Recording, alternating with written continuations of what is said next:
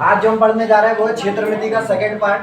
मतलब कि कल तक हमने देख लिए थे पूरे त्रिभुज, ठीक है। त्रिभुज से संबंधित जितने भी प्रश्न बनते हैं कल तक के आप करके देख लेना, और नहीं बनेंगे तो और बता देना, ठीक है।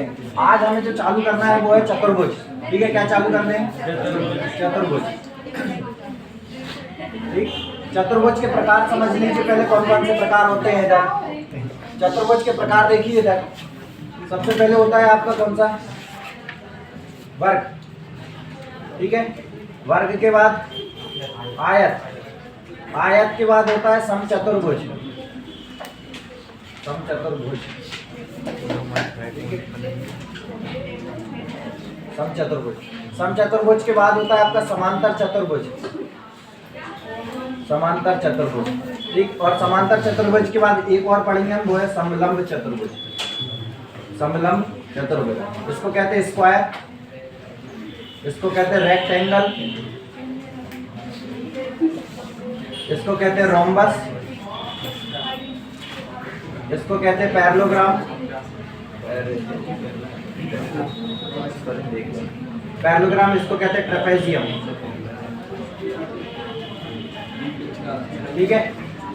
तो ये जो है आज हमें ये चतुर्भुजों पर काम करना है, ठीक है। एक स्क्वायर होगा, आयत होगा, समचतुर्भुज होगा, समांतर चतुर्भुज होगा और समलंब चतुर्भुज होगा। इन सभी की आकृति एक बार आप देख लीजिए। स्क्वायर मतलब ये इस प्रकार से होता, मैं एक एक बताऊंगा आप भी। वर्ग इस प्रकार से होगा, आयत इस प्रकार से होगा, समचतुर्भुज इस प्रकार का होगा, समांतर चतुर्भुज इस प्रकार का होगा, ठीक है। और समलंब चतुर्भुज जो है वो कुछ इस प्रकार का होगा, ठीक है। इतनी चीजें आप नोट कर लीजिए, देन इसके बाद फिर मैं बताता हूँ एक एक के विषय। पहले ट्रिप्लेट्स लिख दे रहा हूँ मैं आपके लिए यहाँ पर। एक होती है आपकी 3, 4, 5, फिर होती है 4 से तो कुछ होती नहीं, 5 से होती है, फिर 5, 12, 13, फिर 6, 8, 10, फिर 7, 24, 25, फिर 8, 15, 17, फिर 7, 9, 40, 41, 10, 24, 26, फिर 11, 60, 61, फिर 12, 35, 37, ठीक है। इतनी थी ना, ठीक। एक और याद कर लो, 12, 16, 20, ठीक है। इतने ट्रिप्लेट्स आप लिख लीजिए, इन्हीं पर पूरा खेल है, ठीक। देखिए पहला चतुर्भुज जो हम पढ़ रहे हैं वो है समांतर चतुर्भुज। कौन सा चतुर्भुज है? समांतर। समांतर चतुर्भुज के विषय में पहले जानकारी देख लीजिए क्या क्या होती है। समांतर चतुर्भुज आयत जो होता है उसको टेढ़ा करके बनाया जाता है। तो इस प्रकार से ये टेढ़ा कर दिया गया है, किसको? आयत को। और आयत को टेढ़ा करने पर कौन सा चतुर्भुज बन जाता है? समांतर चतुर्भुज। ये समांतर चतुर्भुज में अगर हम बात करें तो यहाँ पर अगर हम बात करें तो ये वाली भुजा इस वाली भुजा के बराबर होती है। समांतर का मतलब ही है ये वाली भुजा इसके सामने वाली बराबर होती है, और ये वाली भुजा जो है वो नीचे वाली के बराबर होती है, ठीक। इसके बाद अगर हम बात करें तो इसको आप लंबाई कह सकते हैं, ठीक है। इसको आप चौड़ाई कह सकते हैं, ठीक है। एल और बी भी कह सकते हैं, कोई दिक्कत नहीं है। ये लंबाई और ये रही आपकी चौड़ाई। इतना होने के बाद अब इस चतुर्भुज की खासियत क्या है कि इसके जो है विकर्ण जो होते हैं वो बराबर नहीं होते। विकर्ण जो होते हैं वो बराबर नहीं होते, लेकिन विकर्ण जिस जगह पर काटते हैं वहां पर कितने का एंगल बनता है? 90 का। कितने का बनता है? 90 का। तो यहाँ भी कितने का बनेगा? 90 का। यहाँ भी कितने का बनेगा? 90 का। और यहाँ भी कितने का बनेगा? 90 का। और 90 के सामने वाली भुजा हमेशा क्या कहलाती है? कर्ण। 90 के सामने वाली भुजा कर्ण। इसका मतलब ये है कि अगर ये 90 बन रहा है तो इसके सामने वाली भुजा ये क्या कहलाएगी? कर्ण। इसके सामने वाली भुजा ये क्या कहलाएगी? कर्ण। 90 के सामने वाली भुजा क्या कहलाएगी? कर्ण। चतुर्भुज के केंद्र पर, ये समांतर चतुर्भुज के केंद्र पर कितने डिग्री का कोण बनता है? 360 का। कितने का बनता है? 360। आसन्न भुजाएं क्या होती है वो समझ लीजिए। ये वाली जो भुजा है इससे ये जुड़ी हुई जो भुजा है, इसी इन दोनों भुजाओं को अपन आसन्न भुजाएं कहेंगे। क्या कहेंगे? आसन्न। आसन्न भुजा का मीनिंग समझ में आ रहा है? अगर ये भुजा है और ये वाली भुजा जुड़ी है तो ये वाली दोनों भुजाओं को अपन क्या कहेंगे? आसन्न भुजाएं। क्योंकि वहां पर वो कोण के नाम देंगे, कहेंगे कि दो भुजाओं के बीच का आसन्न कोण ये है। तो ये आसन्न कोण इस प्रकार का। अब एक और चीज समझ लीजिए, ये वाला कोण जो होता है वो इस वाले कोण से हमेशा बड़ा होता है, ठीक। और इन दोनों कोणों का योग 180 अंश होता है। कितना होता है? इन दोनों कोणों का योग कितना होगा? 180। तो ऐसे इन दोनों का कोणों का योग कितना होगा? 180। ये वाला कोण हमेशा 180 से छोटा होगा, ये वाला कोण हमेशा 180 से बड़ा होगा, और इन दोनों का योग ही कितना होगा? 180। बात समझ में आ रही? ठीक। जैसे कि अगर मैं नाम दे दूं A, B, सी और ये डी। ठीक, तो समांतर चतुर्भुज के विषय में जानकारी जो देख पा रहे हैं, क्या देख रहे हैं? आमने सामने भुजाएं बराबर है, आमने सामने की भुजाएं कैसी हैं? बराबर। इस लाइन का मीनिंग ये समझ में आया कि AD बराबर है किसके? BC के। और एक और चीज क्या बराबर हुई? AB बराबर हुई किसके? CD के। ये लाइनें क्लियर? एक और चीज कि इसके जो विकर्ण होते हैं वो कभी भी बराबर नहीं होते, विकर्ण कभी भी बराबर नहीं होते। इसका मतलब पहला विकर्ण क्या है? AC। AC बराबर नहीं है किसके? BD के। ठीक, इसके बाद विकर्ण होते हैं, विकर्ण 90 डिग्री पर, ठीक है, कितने डिग्री पर? 90 डिग्री पर प्रतिच्छेद करते हैं। कितने डिग्री पर? 90 डिग्री पर प्रतिच्छेद करते हैं। अब इतना होने के बाद अब इसके क्षेत्रफलों के विषय में बात कर लेते हैं। इसका क्षेत्रफल कैसे निकलता है? क्षेत्रफल निकलता है आधार गुणा ऊंचाई, आधार गुणा ऊंचाई। अब आप कहेंगे कि आधार तो दिखाई देता है बट ऊंचाई कहाँ है? ऊंचाई ये रही, दिख गई? ऊंचाई दिखाई दे रही, ये रही, ये ऊंचाई है। अलग से मैं बना देता हूँ एक बार और। तो ये ऊंचाई है h और ये क्या है आपका? आधार। ठीक है, आप कोई सा भी ले सकते हो, इधर से डाल दोगे तो ऊपर वाला आधार रहेगा और ये वाली ऊंचाई रहेगी। ठीक है, तो ये आधार है और ये क्या है? ऊंचाई। तो इसका क्षेत्रफल कैसे निकलेगा? आधार गुणा ऊंचाई। अगर इसके परिमाप की विषय में बात करें तो परिमाप कैसे निकलता है? चारों भुजाओं का योग। ठीक है, परिमाप कभी भी अगर निकलवा ले, परिमाप अगर निकलवाते हैं तो क्या होता है? चारों भुजाओं का योग। सिर्फ इतना ही याद रखें, चारों भुजाओं का योग। ठीक, इतना होने के बाद बस इतना नोट करें, देन इसके बाद क्वेश्चन पर आते हैं। यहाँ देखें, एक समांतर चतुर्भुज का आधार इसकी ऊंचाई से 2 गुना है। ठीक है, आधार क्या है? इसकी ऊंचाई से 2 गुना है। यदि समांतर चतुर्भुज का क्षेत्रफल 392 मीटर स्क्वायर है तो इसकी ऊंचाई बतानी है आपको। समांतर चतुर्भुज कुछ इस प्रकार से बनता है, पहले ये देख लीजिए। ये समांतर चतुर्भुज है, इसकी ऊंचाई ये रही। ठीक है, अब आधार जो है ऊंचाई से 2 गुना, तो ऊंचाई नहीं मालूम तो ऊंचाई को कितना मान लो? x, और आधार कितना हो जाएगा इसका? 2x। ऊंचाई से 2 गुना कहा था ना, ऊंचाई x, तो ये कितना हो गया? 2x। अब देखो मैं आपको है ना x लगा के भी नहीं बताता, लेकिन यहाँ बात हो रही है बस गुणा की, और आप अगर सीधा सीधा कर जाओगे ना तो आंसर नहीं आ पाएगा, इसलिए x लगाना पड़ रहा बस इसमें। ठीक है, तो h बराबर अगर x है तो आधार कितना हो जाएगा? 2x। और क्या क्या, और एक और चीज देख रखी इन्होंने, क्या? क्षेत्रफल। तो क्षेत्रफल हम जानते हैं, क्षेत्रफल क्या होता है? आधार गुणा ऊंचाई, आधार गुणा ऊंचाई। क्षेत्रफल इन्होंने दे के रखा है कितना? 392। यहाँ रख देंगे हम 392। आधार कितना है? 2x। आधार कितना है? 2x। ऊंचाई कितनी है? x। 2 से ये कटेगा, 2 एकम 2 और फिर 2 नम 18, 2 6 12, कितना है? 196 बराबर x इंटू एक्स कितना हुआ? x square. बस इसलिए मैंने वहां पर x लगाया, क्योंकि आप अगर मान लो 2 से काट तो देते, उनकी चीज ऊपर अपनी चीज नीचे, एक बराबर आ तो जाता, लेकिन फिर आप इसको सीधा ही आंसर कह देते और ये ऑप्शन में मिलता नहीं। इसका मतलब ये x स्क्वायर बनेगा। क्या बनेगा? x square. और x स्क्वायर मतलब 196 कितने का वर्ग है? 14 का। कितने का वर्ग है? 14 का। वर्ग याद कर लीजिए। ठीक है, ये कितने का वर्ग है? 14 का। तो x स्क्वायर बराबर 14 का वर्ग, तो x का मान कितना आ गया? 14। और x क्या माने थे देख लीजिए? ऊंचाई। तो 14, x बराबर कितना आ गया? 14 मीटर। यही आपका आंसर। देखिए, समलंब चतुर्भुज,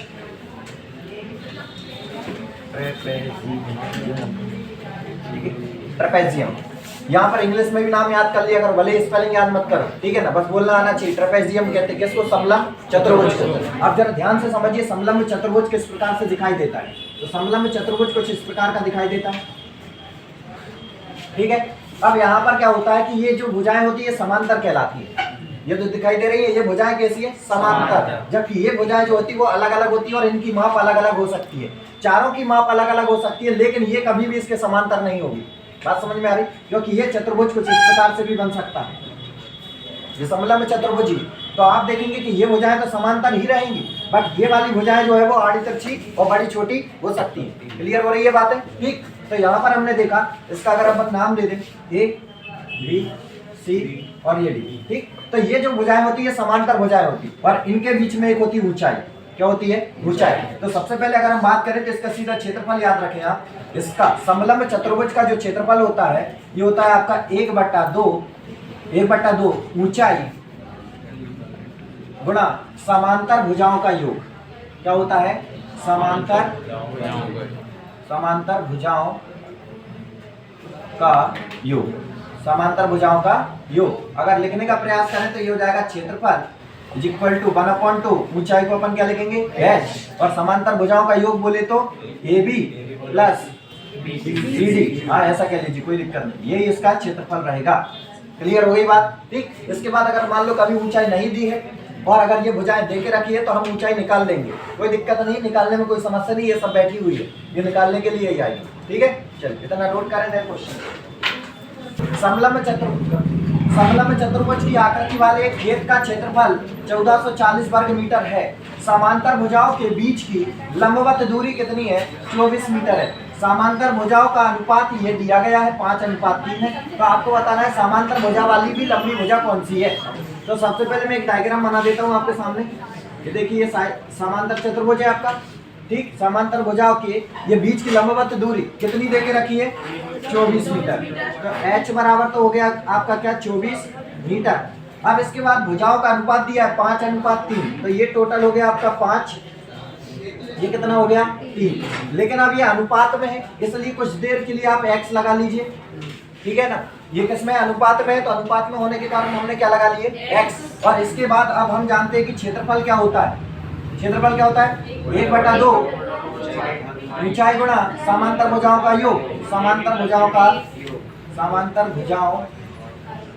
का योग, यही होता है फार्मूला। ठीक, इसके बाद अगर हम रखने का प्रयास करें, क्षेत्रफल दिया है इन्होंने कितना? 1440 बराबर 1/2। ऊंचाई कितनी दी है? 24। और समांतर भुजाओं का योग मतलब 5x और 3x, 5x प्लस 3x। यहाँ से करने के बाद अब हम क्या कर सकते हैं? जोड़ लीजिए, ये काट दीजिए। 2 से ये कितनी बार? 12 बार। और 12 से ये कट गया कितनी बार? 12 बार। मतलब 120 हो गया। 12 में 12 144 होता है। 12 में 12 144। ये कितना हो गया? 120। और इधर 5 और 3 8x। 8 से काट दीजिए 15 बार। x बराबर कितना आ गया? 15। x बराबर 15। और अब आपको क्या याद करना था? लंबी भुजा। लंबी भुजा कितनी दिख रही? 5x। तो यहाँ पर हो जाएगा आपकी लंबी भुजा कितनी मानी थी? 5x। और 5 और x का मान कितना आया? 15। तो आंसर क्या रहेगा? 15 5 75 मीटर। यही आपका आंसर। दो भुजाएं 16 और 12 सेंटीमीटर। 16 और 12 सेंटीमीटर। 12 सेंटीमीटर है। उनके मध्य का कोण। और उनके मध्य का कोण। उनके मध्य का मध्य का कोण कोण 90 डिग्री। कितना? 90 डिग्री है।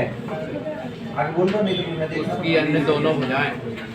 उसकी अन्य दोनों। ठीक, इधर देखें, क्वेश्चन को पढ़ते जाएं और एक एक लाइन बनाते जाएं। एक चतुर्भुज की दो भुजाएं 16 और 12 सेंटीमीटर है और उनके मध्य का कोण 90 डिग्री है। पहली बार में कितना बोला है? 90 डिग्री। तो सबसे पहले हम बनाने का प्रयास करेंगे। ये 90 डिग्री इस प्रकार से बनता है। 90 बन गया। ठीक, और दो भुजाएं कौन कौन सी हो गई? एक हो गई 16 और एक हो गई 12। यहाँ तक कोई दिक्कत नहीं। फिर बोला अन्य दो भुजाएं जो 25/2 प्रत्येक की है। 25/2 मतलब कि ये हो गई एक और एक हो गई ये कितनी हो गई? 25/2 मतलब 12.5 लिख दूं? 25/2 का मतलब 12.5 होता है ना। अन्य दो भुजाएं 25/2 की है। फिर इन्होंने कहा है कि चतुर्भुज के अन्य तीनों कोण समकोण नहीं है। मतलब कि ये भी 90 नहीं है, ये भी 90 नहीं है और ये भी 90 नहीं है। क्या ये लाइनें भी क्लियर हुई? अन्य तीनों कोण 90 नहीं है। ठीक है, इसके बाद बोला गया है तो आपको बताना है चतुर्भुज का क्षेत्रफल क्या होगा, है ना। अब इसमें निकालने के लिए अब हम क्या कर सकते हैं? तो देखो जरा, ये तो 90 नहीं है, कोई बात नहीं। ठीक, ये भी 90 नहीं है, कोई बात नहीं। ये भी 90 नहीं है, कोई बात नहीं। अब जरा यहाँ देखिए, ऐसा कर सकते हैं क्या? कितने भाग में डिवाइड कर दिया? 2 भागों। कहने का मतलब अगर इस त्रिभुज का ये त्रिभुज बन गया और ऊपर वाला भी एक त्रिभुज बन गया। अगर इस त्रिभुज का क्षेत्रफल और इस त्रिभुज का क्षेत्रफल को ऐड कर दे तो पूरे चतुर्भुज का आ जाएगा, आ जाएगा। ठीक है, तो ये वाला तो हमें समझ में आ रहा है, ये कौन सा है, समकोण त्रिभुज है। तो इसका क्षेत्रफल तो लिख ही लेते हैं अपन, क्षेत्रफल लिख लिया अपन ने 1/2 आधार गुणा ऊंचाई, ये तो हो गया समकोण के कारण, है ना।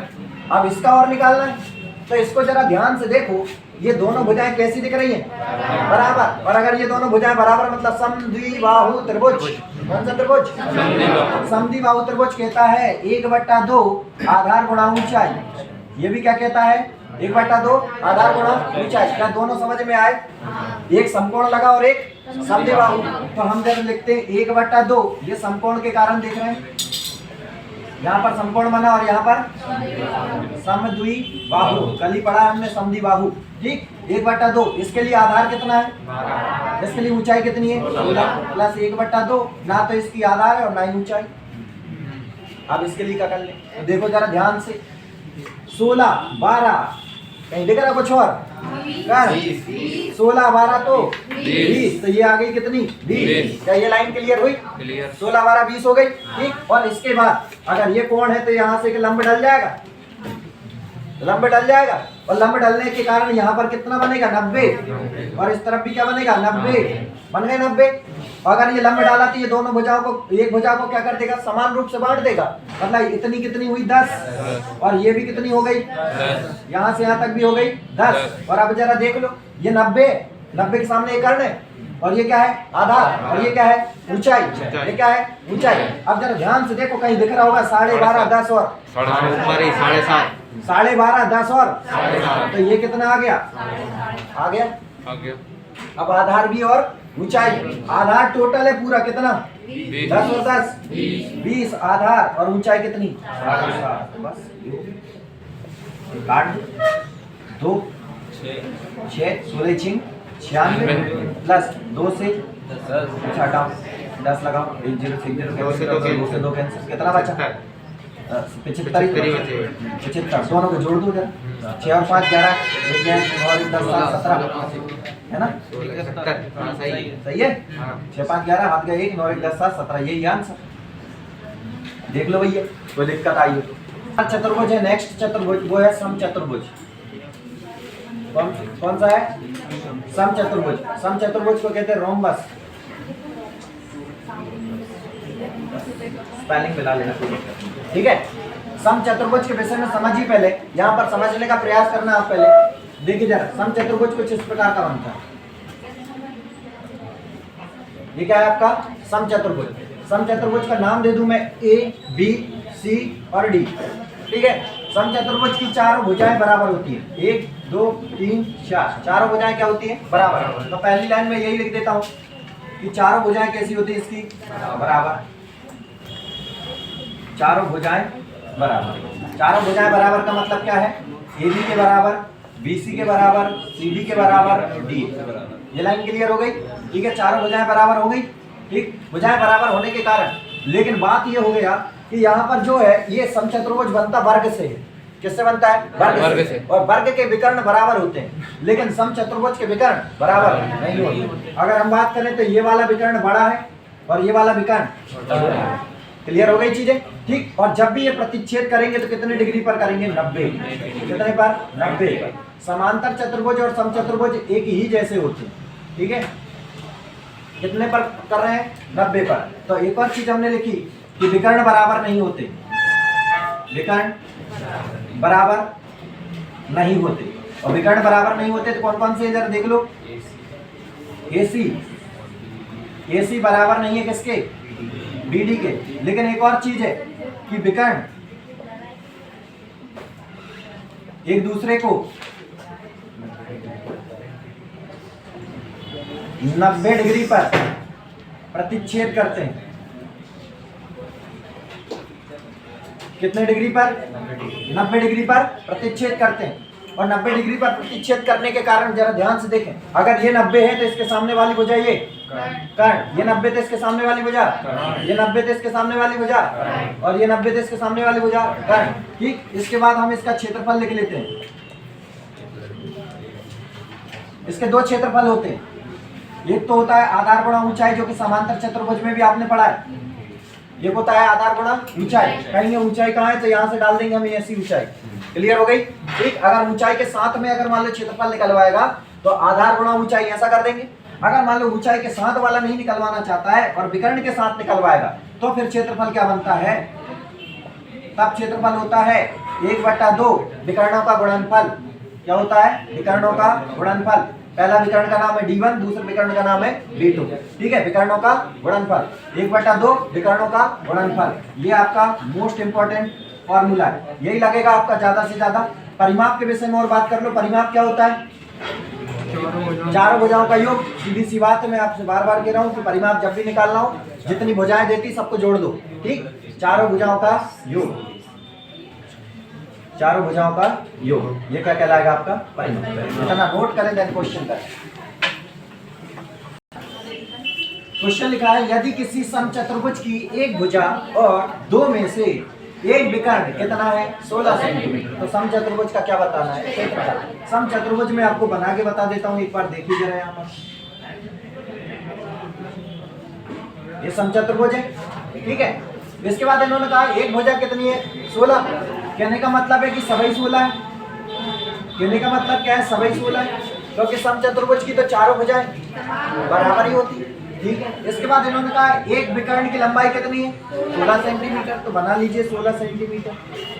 ये भी कितनी हो गई? 16। ये एक विकर्ण हो गया 16। अब कहा गया है कि इसका क्षेत्रफल बताइए। तो क्षेत्रफल निकलता कैसे, जरा एक बार देख लो। क्षेत्रफल निकलता है 1/2 और D1 इंटू, तो ठीक है 1/2। D1 का मान कितना है? 16, लेकिन D2 नहीं है। अब D2 नहीं है तो D2 लाना पड़ेगा कि नहीं? तो D2 कहाँ मिलेगा? यहाँ, ये मिलेगा D2। और जैसे मिलेगा तो यहाँ पर कितना बन जाएगा? 90। ये 90 बनेगा। और ये जब दोनों एक दूसरे को प्रतिच्छेद करते तो ये जो 16 है ये बट जाएगा कितने कितने में? 8 में बट जाएगा। और अगर ये 8 है, ये 16 है, तो ये कितना? पहले इतना लाना होगा। पहले इतना सा त्रिभुज देखिए बस आप, A B C D और इसको नाम दे दो O। तो अगर मैंने एक त्रिभुज निकाल लाया, कौन सा वाला? O D C। इसमें अगर ये 16 है, ये 8 है और यहाँ पर अगर आपका 90 बन रहा है तो ये वाली भुजा पहले पता करनी होगी। बात समझ में आ रही? क्यों? अगर इतना पता हो गया तो इतना तो इसका डबल ही होगा। बात समझ में आ रही? ठीक। तो हम क्या करें, इसमें 90 बन रहा है, पाइथागोरस थ्योरम लगा सकते हैं। और पाइथागोरस थ्योरम क्या कहती है? कर्ण का वर्ग, कर्ण का वर्ग बराबर लंब का वर्ग प्लस आधार का वर्ग। यही होगा क्या? ठीक है। कर्ण कितना है? 16, 16 का वर्ग प्लस लंब कितना है? 8, या 8 का वर्ग प्लस आधार का वर्ग हमें ज्ञात करना है। ठीक है। 16 का वर्ग कितना होता है? 256 बराबर 8 का वर्ग 64 प्लस क्या हो गया? आधार का वर्ग। इसको इधर ले आओ। 256 में से 64 घटा दो। आधार का वर्ग कितना बच रहा? 6 में 4 गए 2 और 15 में से 6 गए 9 और ये कितना बचा? 1 बराबर कितना हो जाएगा? आधार का वर्ग। एक पहाड़ा याद करवाया था, अगर आप लोगों को याद हो तो 16 गुणा 12 192। 16 में 12 192। मैंने कहा भी था कि याद कर लो इसको। 16 में 12 होता है 192, होता कि नहीं होता? नहीं होता तो आप पता करो। ठीक है। 16 में 12 192, तो इसको लिख सकता हूँ क्या मैं? 16 में 12 और वर्ग घटाएंगे तो इसके अंदर करनी चढ़ जाएगी। तो करनी चढ़ने के कारण इसको 16 में 12 लिख दिया और बराबर क्या चल रहा है? आधार। और जरा देखो जरा, 16 कितने से बाहर? 4 से। ठीक है। और ये 12 में से 4 गुणा 3 लिख सकते क्या? और ऐसा लिख दो 4 गुणा 3 और क्या चल रहा है? आधार। ये हो गया 4 और ये 4 फिर बाहर कितने से? 2 से। अंदर क्या बच्चा? करनी 3। ये हो गया आधार। 4 दूनी 8, 8 करनी 3। आधार का मान कितना आ चुका है? 8 करनी 3। दिखाई दे रहा? 8 करनी 3 और 8 करनी 3 अगर ये इतना है तो ये इतना भी कितना होगा? 8 करनी 3 और पूरा टोटल माने तो 16 करनी 3। तो टोटल हो गया 16 करनी 3। ये आ गया D2 और बस यहाँ से काट दीजिए। 2 8 16, 16 8 कितना होता है? 128 करनी 3। यही आंसर। ठीक है। देखिए जरा, इसी को हम दूसरी विधि से कर रहे हैं। किसी समचतुर्भुज की एक भुजा और दो में से एक विकर्ण कितना है? 16 सेंटीमीटर। तो समचतुर्भुज का क्या ज्ञात करना है? क्षेत्रफल। तो सबसे पहले एक बार फिर से मैं डायग्राम बना देता हूं आपके सामने। ये देखिए ये डायग्राम बनाया, एक तो हो गया ये 16 और ये भी है 16, ये भी है 16, ये भी 16 और ये भी 16, कोई दिक्कत तो नहीं है। ठीक है, इतना होने के बाद अब हमें यहाँ से एक और विकर्ण निकालना होगा, क्योंकि समचतुर्भुज का क्षेत्रफल बोलता है 1/2 विकर्णों का गुणनफल। एक विकर्ण तो अवेलेबल था लेकिन सेकंड विकर्ण नहीं था, उसको लाना है। तो पहले तो ये 16 डिवाइड हो गया कितने कितने में, 8 में डिवाइड हो गए, और यहाँ पर ये कितने का बन रहा है, 90 का। ये बात क्लियर है। ठीक, इसके बाद अगर हम बात करें तो ये वाला कोण और ये वाला कोण और ये वाला कोण, इन तीनों का योग कितना होता है, 180। कितना होता है, 180। क्या ये दोनों कोण बराबर है क्या, नहीं। ये दोनों कोण बराबर है क्या, नहीं। तो एक कौन सा होगा 30 और एक कौन सा होगा 60। तो अगर ये वाला आपका 30 है तो ये वाला कौन सा होगा 60। और अब जरा इसको बाहर निकाल लेते हैं।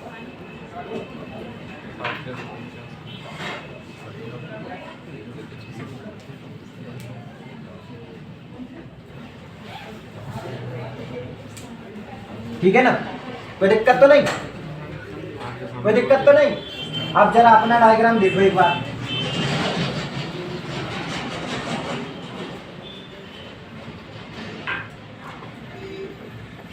ठीक है, देखते रहे ना, काम ही खत्म हो जाएगा। ये अपना डायग्राम पढ़ा है मैंने ऊंचाई एवं दूरी में। अपना डायग्राम यही बोलता है, 30 के सामने अपना कितना होता है 1 और 60 के सामने यही होता है। तो हमने कहा हमारा तो 30 के सामने 1 होता है, जी तो बता रहे 8, और 60 के सामने अपना होता है करनी 3। तो देख लीजिए, इनकी चीज ऊपर, अपनी चीज नीचे, क्या चाहिए, करनी 3। करनी 3 बराबर कितना, 8 करनी 3, जी आ गया 8 करनी 3, जी आ गया 8 करनी 3 और जी आ गया 8 करनी 3। लो भैया देखो, ठीक। और अब इसके बाद क्षेत्रफल निकालना है, 1/2 आधार गुणा ऊंचाई। तो ये हो जाएगा 1/2। आधार कितना था पहले, आधार कितना था 16, और अरे सॉरी, आधार गुणा ऊंचाई नहीं, विकर्णों का गुणनफल d1 × d2। एक विकर्ण था 16 और दूसरा आया 8 करनी 3 और 8 करनी 3, 16 करनी 3। यहाँ से भी आंसर आपका आ जाएगा कितना, 16 × 128 करनी 3। चतुर्भुज का क्षेत्रफल कितना देख रखा है, 216 सेंटीमीटर स्क्वायर, और इसके विकर्ण की लंबाई कितनी है, 24। तो इसकी प्रत्येक भुजा की लंबाई बतानी। ठीक है, जरा देखो, सिर्फ डायग्राम से ही आपको आंसर आ जाएगा। डायग्राम, सिर्फ डायग्राम पर खेल है। भुजा तो आपको ज्ञात करनी है, ये वाली ये ज्ञात करना है। ठीक है, एक विकर्ण की लंबाई इन्होंने कितनी बोली है, 24 बोल दी है, और दूसरा विकर्ण आपको पता है क्या, नहीं पता ना। ये 24 को बांट दो जरा, कितने कितने बटेगा, ये 12, ये 12, बात समझ में आ गई। ये कितना हो गया, ये हो गया, ये 12 और ये हो गया 12। और अगर एक 12 होता है, ठीक है, और कर्ण की अगर अपन बात करें तो देखो जरा 12 और में कुछ है संबंध, कहीं है कहीं संबंध, कहीं दिख रही है, देखो ये 5 12 दिख रही है, 5 12 13। और अगर अपन बात करें तो ये कितना हो जाएगा 13, और ये कितना हो जाएगा 5। वैसे तो आंसर आ गया है ऑप्शन में 13, लेकिन इसको प्रूफ भी तो करना पड़ेगा कि वाकई में सही है या नहीं। अगर मान लो 13 अगर गलत होगा तो फिर दूसरी चीज बताएगी कैसे आएगी। ठीक है, अगर ये 5 माना तो ये भी 5 हो जाए। तो दूसरे विकर्ण की लंबाई कितनी हुई 10। तो हमने कहा क्षेत्रफल होता है 1/2 d1 × d2। तो 1/2 d1 कितना था 12 24 गुणा d2 कितना है 5 और 5 10, यही आएगा। इसको काटो जरा, कितना हो रहा 2 से 12 12 12 इधम 120। कहने का मतलब ये है ही नहीं, है ही नहीं। क्यों नहीं है, क्योंकि अगर मान लो अगर ये 216 आ जाता तो ये सही था, तो ये क्या हो जाता, सही था। इसका मतलब है कि जो हम मान रहे हैं वो चीज नहीं है। तो फिर इसको हटाओ, इसको भी हटाओ, और इसको भी हटाओ, और इसको भी हटाओ, और अब अपने पास क्या बचता है जरा वो देखो। यहाँ से लिखेंगे हम 1/2 क्षेत्रफल लिख रहे हैं, 1/2 d1 × d2। ये तो 12 है, ठीक। और इतना कितना दिया इन्होंने 216, यहाँ तक देके रखा है। अब इसके बाद अगर हम बात करें तो 1/2 गुणा d1 का मान कितना है 12 12 24 गुणा d2, और बराबर कितना हो जाएगा 216। अब ये कटेगा 2 से कितनी बार 12 बार, और 12 से इसको काट दो, 12 दूनी 24, 12 कम 12 और 12 के 96। d2 का मान कितना आ गया, कितना आ गया 18, और ये 18 आ गया। इसका मतलब ये है कि ये तो 12 थे, ये 9 और ये 9 हो गया इतना 12 9 और ये वाला आप याद करना भुजा।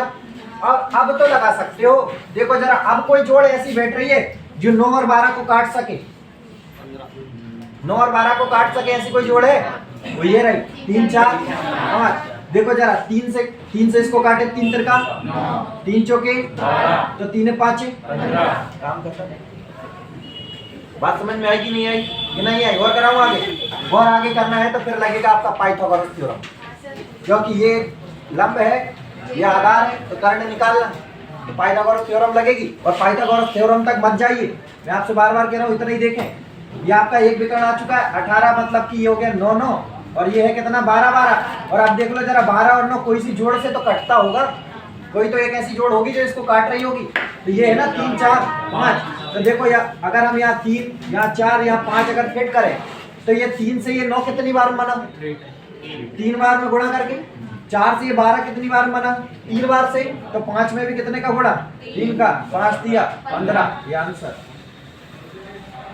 आएगा। एक समचतुर्भुज का क्षेत्रफल कितना होगा यदि इसके भुजा की लंबाई कितनी है? 5.4 मीटर और इसकी ऊंचाई कितनी है? 20 मीटर। तो देख लो जरा यहाँ पर, ये समचतुर्भुज है और इसकी लंबाई, भुजा की लंबाई कितनी है? 5.4 और इसकी ऊंचाई कितनी दी है? 20। ऊंचाई दी है 20 और कहा गया है कि क्षेत्रफल ज्ञात करें। क्षेत्रफल होता है आधार गुणा ऊंचाई, आधार गुणा ऊंचाई। आधार कितना है? 5.4, ऊंचाई कितनी है? 20। यहाँ से पॉइंट हटाओ, नीचे 10 बढ़ाओ, 1 0 से 1 0 कैंसिल हो गया। 54 दूनी 108 मीटर स्क्वायर या सेंटीमीटर स्क्वायर, जो भी दिया हो। मीटर में दिया हो तो मीटर स्क्वायर, सेंटीमीटर में दिया हो तो सेंटीमीटर स्क्वायर। देखिए इधर, एक समचतुर्भुज का क्षेत्रफल कितना होगा यदि इसके एक भुजा की लंबाई 5 मीटर तथा एक विकर्ण की लंबाई कितनी है? 2.8 मीटर। तो जरा ध्यान से देखें, यहाँ पर 2.8 है ना, तो ये रहा आपका समचतुर्भुज। ठीक है, प्रत्येक भुजा की लंबाई कितनी है? 5 5 5 और ये 5। यहाँ तक कोई दिक्कत आई क्या? अब एक विकर्ण की लंबाई कितनी है? 2.8 और दूसरे विकर्ण की लंबाई आपको पता है क्या? नहीं। तो 2.8 है तो ऐसी बांट दे क्या? 1.4 1.4 में बट गई क्या? हो गई पूरी 2.8। अब आपको अगर मान लो इतना पता चल जाए तो आप तो क्षेत्रफल निकाल दोगे। 1/2 आधार आपके पास है ही। आधार कितना है? वो आधार कह रहा हूँ, D1 का मान कितना है? 2.8। एक और पता चल जाए, बस D2 और पता चल जाए और D2 आएगा इन दोनों को जोड़ने पर। कहो कि हाँ ऐसे ही होगा। और D2 निकालने के लिए या तो पाइथागोरस थ्योरम लगेगी, पाइथागोरस थ्योरम लगेगी, बिना उसके बाहर आ ही नहीं सकता। और मैं तुम्हें बिना पाइथागोरस थ्योरम के निकलवा दे रहा हूँ। तो क्या कहना चाहते हो, पाइथागोरस लगाओगे या बिना पाइथागोरस के? पाइथागोरस तुम लगा लो।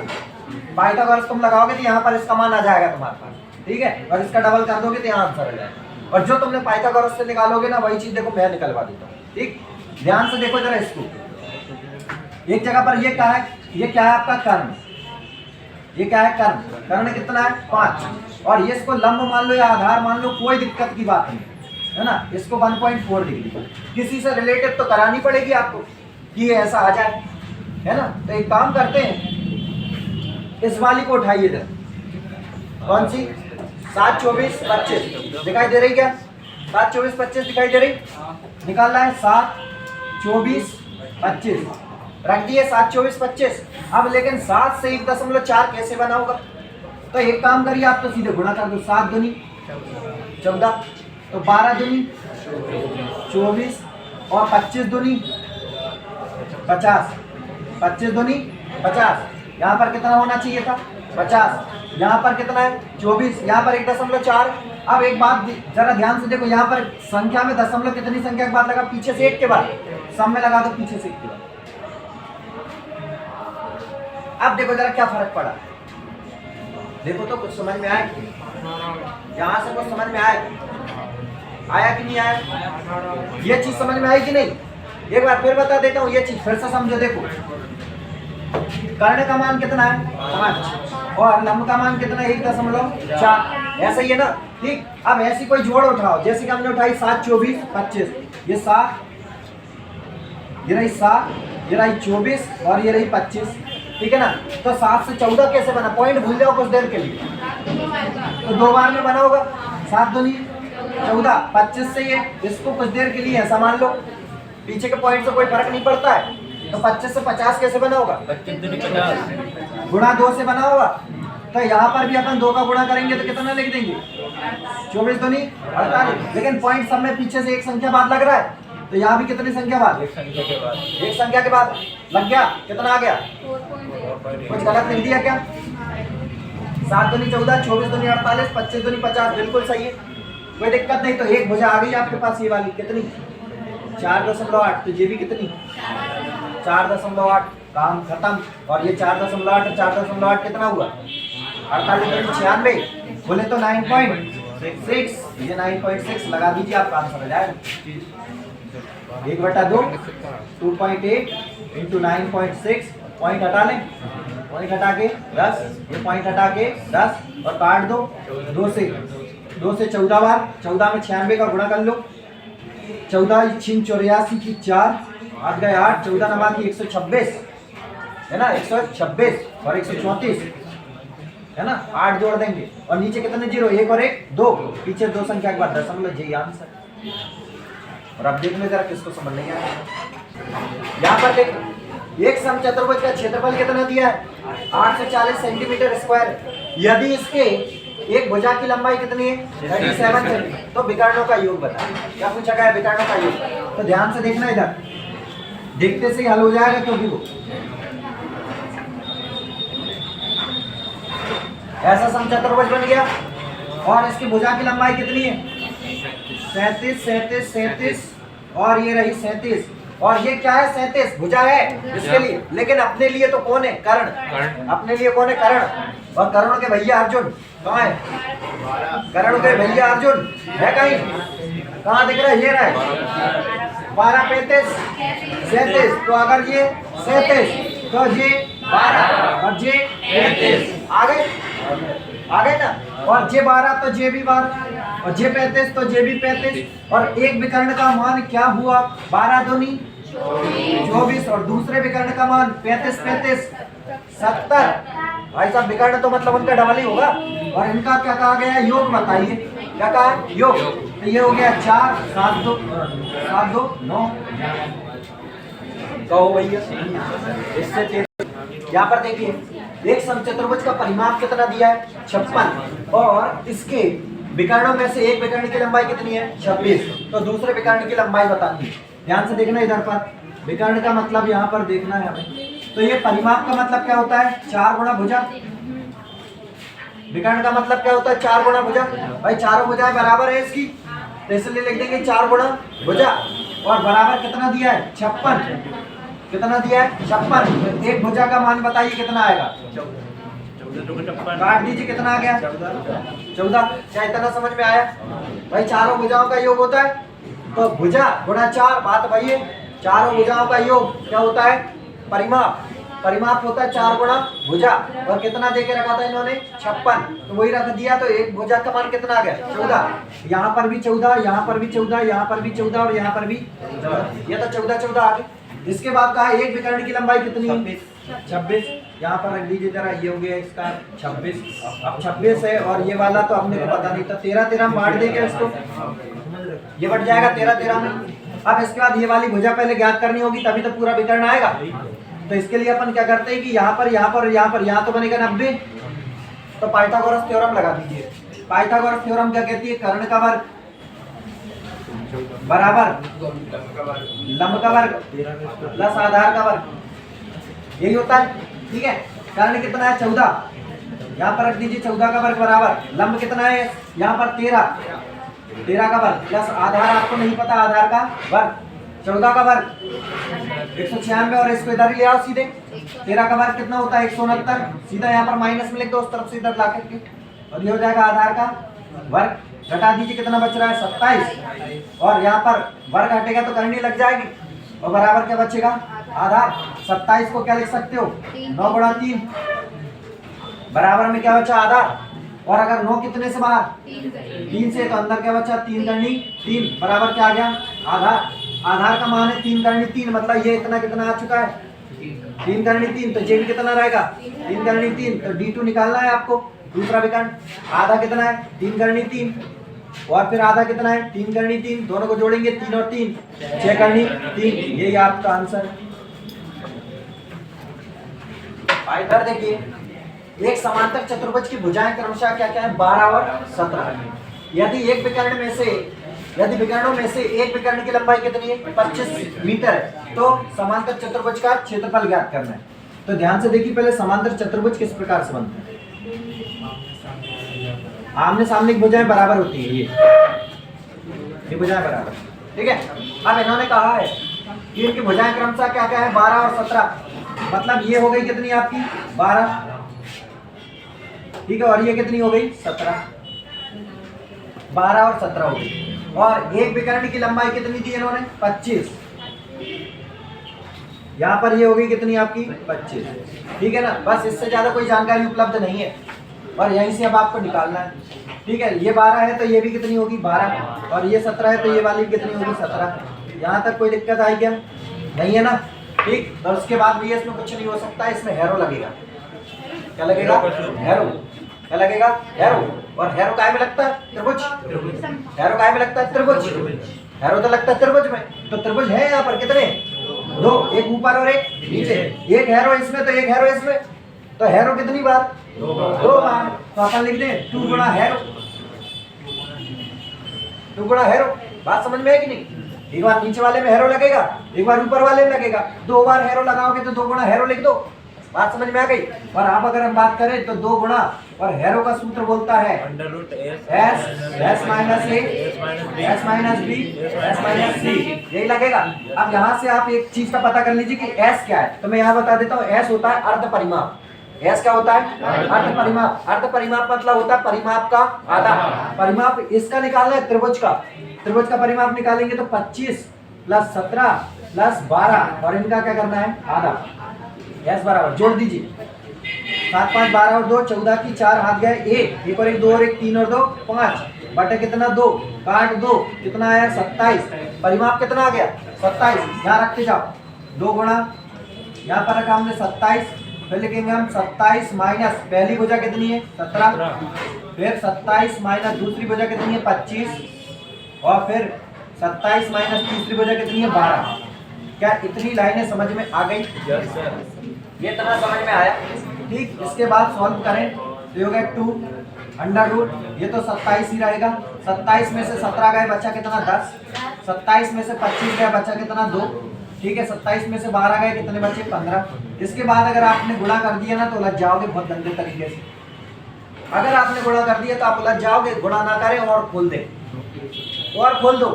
कैसे? 27 को खोल सकते हैं 9 गुणा 3 से, ठीक है। 10 को खोल सकते हो आप 5 गुणा 2 से, 2 तो खुलाइए। और इसको खोल सकते हो 5 गुणा 3 से, और जोड़ा बनाओ बाहर निकालो, जोड़ा बनाओ बाहर निकालो। 2 तो है ही ऑलरेडी। 9 कितने से बाहर 3 से, 3 का जोड़ा है कहीं? 3 और 3 का जोड़ा बन गया, 1 3 बाहर। 5 का जोड़ा है, हाँ 1 5 बाहर। 2 का जोड़ा है 2 बाहर। कुल मिला के सब बाहर। गुणा कर दो 2 तिया 6 तिया 18 दूनी 36 36 पंजे 180।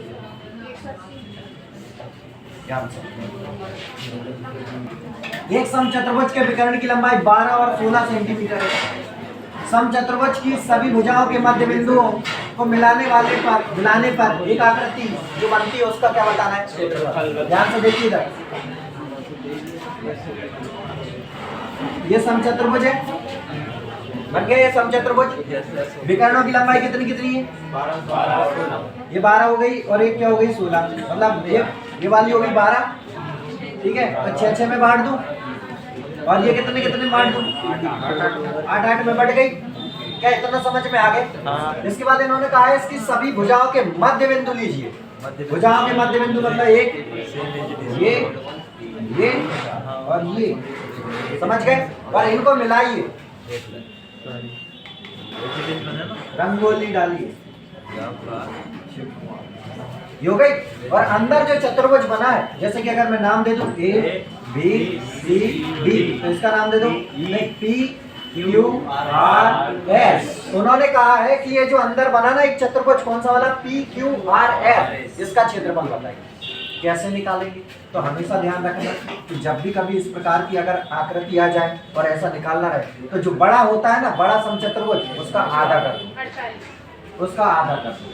तो हम लिखेंगे यहाँ पर समचतुर्भुज का क्षेत्रफल,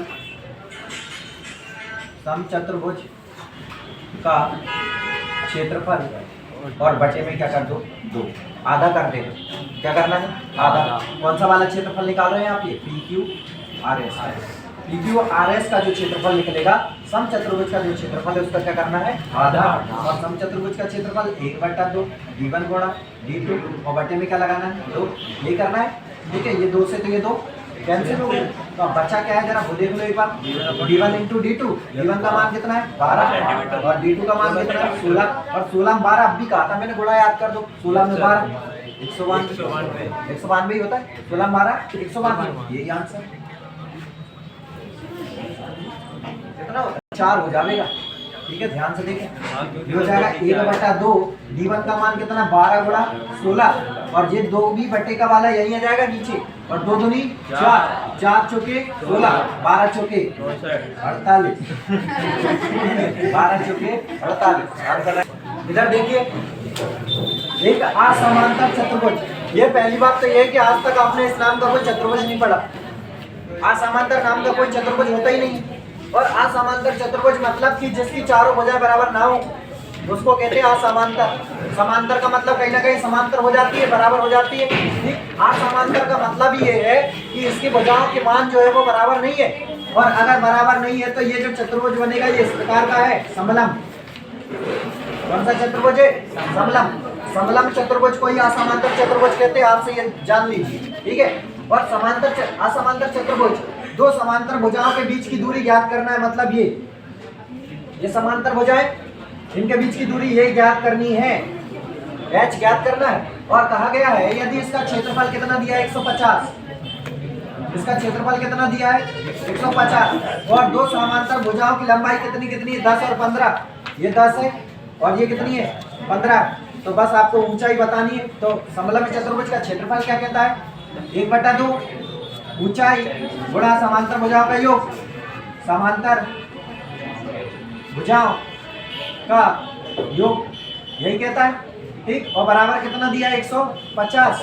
यहाँ से देखिए जरा, 1/2 ऊंचाई आपको ज्ञात करनी है, समांतर भुजाओं का योग मतलब 15 और प्लस 10, 15 प्लस 10 और बराबर कितना? 150। 15 और 10 25 छिंग 150। ठीक है, 25 छिंग 150। 2 पलट कर कहाँ जाएगा? ऊपर। तो h बराबर हो जाएगा 6 गुणा 2 मतलब h बराबर 12। यही आंसर।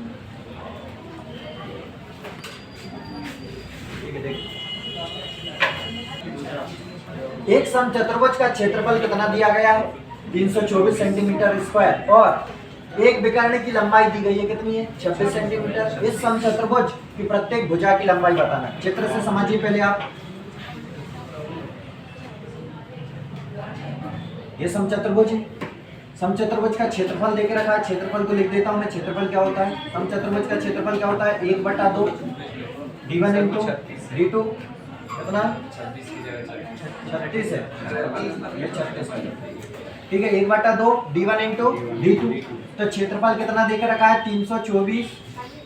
ठीक है, 1/2 D1 का मान है 36 और D2 का मान आपको नहीं पता है। ठीक है, अब यहाँ से हम अगर इसको बना दें तो ये दिखाई दे रहा है हमें कि एक, अगर मान लो टोटल 36 था तो ये कितना हो गया? 18, ये भी 18।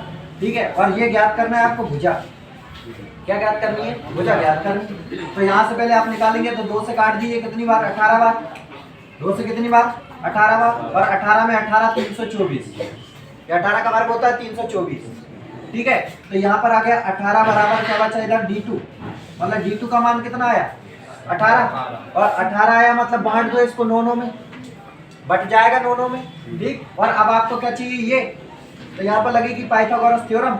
और पाइथागोरस थ्योरम कहती कर्ण का वर्ग बराबर लंब का वर्ग प्लस आधार का वर्ग। तो ये अंडर रूट 18 का वर्ग प्लस 9 का वर्ग और बराबर हो जाएगा आपका ये कर्ण, जो भी आना है। यही है आंसर, जो कुछ आना है। ठीक है, यहाँ से देखो जरा, कोई चीज कॉमन है? कोई चीज कॉमन है क्या?